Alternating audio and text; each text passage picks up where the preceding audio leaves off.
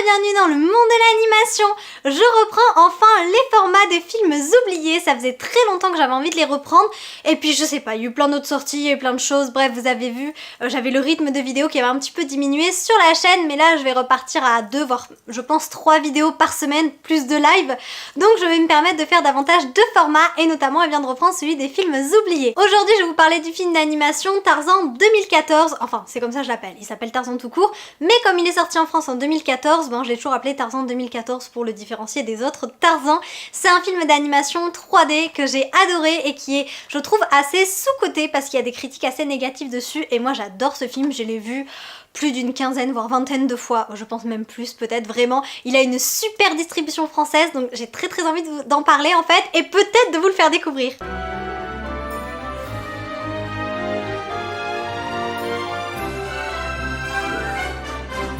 Alors, pour ceux qui n'auraient jamais entendu parler, eh bien, de ce film de Tarzan, c'est un film d'animation allemand, il est sorti en Allemagne fin 2013 et donc il est sorti en France début 2014. Il est réalisé par Reinhard Klus et donc je vous le disais, en français, il a notamment une superbe distribution puisque c'est Donald Renew qui fait Tarzan et c'est Maëva Méline eh bien, qui fait Jane. Donc vraiment, déjà, rien que la VF, c'est une pépite, vraiment, ce doublage est incroyable. Évidemment, quand on parle d'un film de Tarzan, on pense de suite au Tarzan Disney de 99. Moi, je pense aussi au Tarzan de 2016 avec des acteurs qui est magnifique, j'adore ce film, mais on pense rarement eh bien, à ce Tarzan-là, et c'est dommage parce que je vous assure que ce film a tout pour plaire. Il est beaucoup plus moderne que la plupart des autres films, il est vraiment actuel, et j'adore cette synthèse qui a été extrêmement critiquée. Je sais qu'il y a eu des retours très négatifs dessus, mais moi je l'ai adoré, moi je la trouve plutôt fluide, c'est un côté assez réaliste, et c'est peut-être ce qui a pas plu finalement. Le film a, voilà, le graphisme a un côté plus réaliste, qui sort presque de l'animation, mais pour moi en tout cas ça a fonctionné. Et quand je vous disais que le film est plus moderne, eh bien je vais vous raconter quand même, je vais vous expliquer un petit peu l'histoire. Nous nous retrouvons donc eh bien au 21e siècle pour une fois. John Greystock, le PDG de Greystock Energy, décide de partir en compagnie de sa femme et de son fils eh bien un peu en expédition en Afrique. Ils partent donc eh bien en hélicoptère pour eh bien, étudier une météorite qui potentiellement produirait énormément d'énergie et qui serait un petit peu eh bien, une aubaine pour son entreprise. Malheureusement, le voyage ne va pas se passer comme il l'avait espéré et on va dire qu'il y a une forme un peu surnaturelle qui protège cette météorite et qui va donc eh bien, causer le crash de l'hélicoptère. Évidemment, vous vous en doutez, hein, il n'y aura pas de survivants à l'exception du jeune Greystock, donc de cet enfant qui a environ 7-8 ans et qui va donc devenir notre légendaire Tarzan. Il va être recueilli par des gorilles, notamment par Kala, qui va devenir sa mère et qui va l'élever eh bien, parmi les siens. Des années plus tard, alors qu'il est devenu un adolescent fort et vigoureux, Tarzan va faire la rencontre impromptue de Jane Porter. Jane Porter, c'est donc la fille de Monsieur Porter, qui est un anthropologue, qui est donc en exploration en Afrique, notamment eh bien, pour en apprendre davantage sur cette mystérieuse météorite. Il faut savoir que Monsieur Porter, dont j'ai oublié le prénom, était ami avec John Greystock et donc il a connu Tarzan quand il était enfant. Mais dans cette première partie du film, ils ne vont pas se rencontrer. Tarzan va uniquement faire la rencontre de Jane et d'ailleurs il va lui sauver la vie puisqu'elle va avoir quelques petites mésaventures dans cette jungle et il va tomber fou amoureux d'elle. Malheureusement, Jane, eh bien, elle va repartir avec son père puisqu'il s'agissait d'une simple exploration et qu'elle n'était pas destinée à rester. 5 ans plus tard, alors que Tarzan se languit toujours de Jane, eh bien, elle va être de retour. Mais cette fois-ci, elle n'est pas seulement de retour avec son père, mais également avec, devinez qui, Clayton.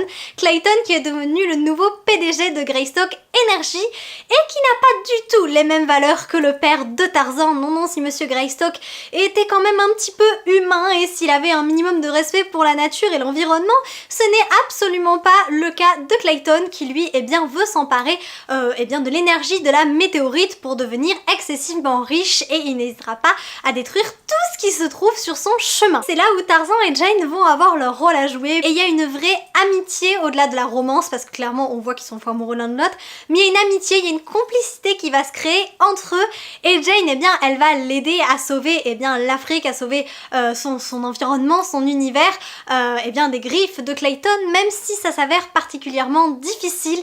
Il y a quand même, voilà, des scènes, il y a beaucoup de scènes d'action, il y a des musiques qui sont fantastiques, c'est beau, la scène d'action avec les musiques qui vont bien, il y a même des reprises, il y a Coldplay, rien que pour ça, franchement, Paradise de Coldplay, sur une scène un peu romantique avec Jane et Tarzan, c'est beau, c'est tendre, franchement, il y a tout pour en faire un bon film, et j'aime énormément aussi le père de Jane, donc Clayton, pas du tout, quelle horreur.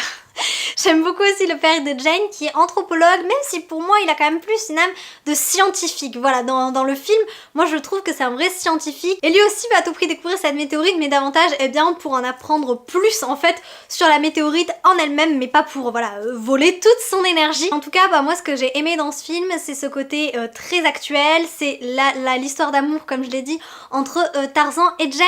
Mais d'un autre côté, Tarzan a un côté un peu parfois macho, bien malgré lui je trouve, mais par exemple il passe et hop, Jane elle se prend les feuilles dans la figure, elle dit mais quand même, c'est pas possible quoi, faut faire attention un peu. Et j'aime bien parce qu'elle est très douce, mais elle a quand même son petit caractère, elle sait se battre contre Clayton, ça ne lui fait pas peur, même prisonnière, elle ne renonce jamais, et finalement elle porte un peu le film à bout de bras, même si Tarzan est très présent. Je trouve, le personnage est plus développé par exemple que Tarzan de Disney, dans le sens où Tarzan de Disney, ben, il a rien connu d'autre que cette vie sur cette île avec les gorilles, puisqu'il a été recueilli nourrisson. Là, Tarzan, il a été recueilli, il avait 7-8 ans, il a quand même des souvenirs, puisque le nom Greystock lui évoque quelque chose. Vous voyez, donc voilà, on a un personnage qui est davantage développé, qui a un côté plus humain et moins peut-être Tarzan, gorille, singe. Et voilà, je trouve que c'est intéressant, il y a une belle relation également avec Kala, et puis Tarzan doit aussi lutter et se battre pour conserver sa place au sein du clan des gorilles, et surtout pour protéger le clan des gorilles qui est menacé par un autre chef, ou du moins plutôt par un gorille solitaire très dangereux. Donc voilà, ça allie plein de choses différentes, et je trouve que ce film devrait vraiment être connu, en tout cas il mérite de l'être, parce que c'est un si beau film d'animation, et je trouve qu'on est quand même passé à côté. Moi je me souviens, je l'avais vu le jour de sa sortie, je crois pratiquement, et j'avais été éblouie, je m'étais dit waouh, mais ça fait partie de mes films préférés, et s'il est pas dans mon top 5, ça fait quand même partie des films que je regarde le plus, je le regarde plusieurs fois par an. C'est beau, c'est franchement, c'est une super belle aventure, avec une très belle revisite de la légende de Tarzan, donc je vous recommande sincèrement, mais à 100% de le découvrir. Seul petit bémol du film selon moi, c'est que Tarzan et Jane s'embrassent dans la bande-annonce, et devinez quoi, ils ne s'embrassent pas dans le film, la scène a été coupée. Pourquoi? Eh ben écoutez, je n'en sais rien. Toujours est-il que moi quand je fais des montages vidéo sur ce couple, puisque j'en ai déjà fait, je vous mets là d'ailleurs, il y en a un si ça vous intéresse, et je mets la scène de la bande-annonce parce que je ne comprends pas pourquoi dans le film ils ne s'embrassent pas alors qu'ils sont si fusionnels et que c'est si beau. Bref, une aventure épique, franchement époustouflante, très belle, avec une romance. Franchement, le film est parfait pour moi en tout cas, et peut-être que ça sera le film parfait pour vous aussi. Dans les commentaires, n'hésitez pas à me dire si vous avez déjà vu ce Tarzan 2014, c'est comme ça que je le nomme officiellement, voilà. N'hésitez pas à me dire si vous avez vu Tarzan 2014, si vous l'avez vu, est-ce que vous l'avez aimé, et dans le cas contraire, est-ce que ça vous a donné envie de le découvrir, est-ce que c'est un film qui pourrait vous intéresser. Franchement, l'histoire avec la météorite est passionnante, et il faut bien regarder le film jusqu'à la fin pour découvrir tous les secrets. Voilà, en espérant vous avoir apporté un peu de magie, à bientôt.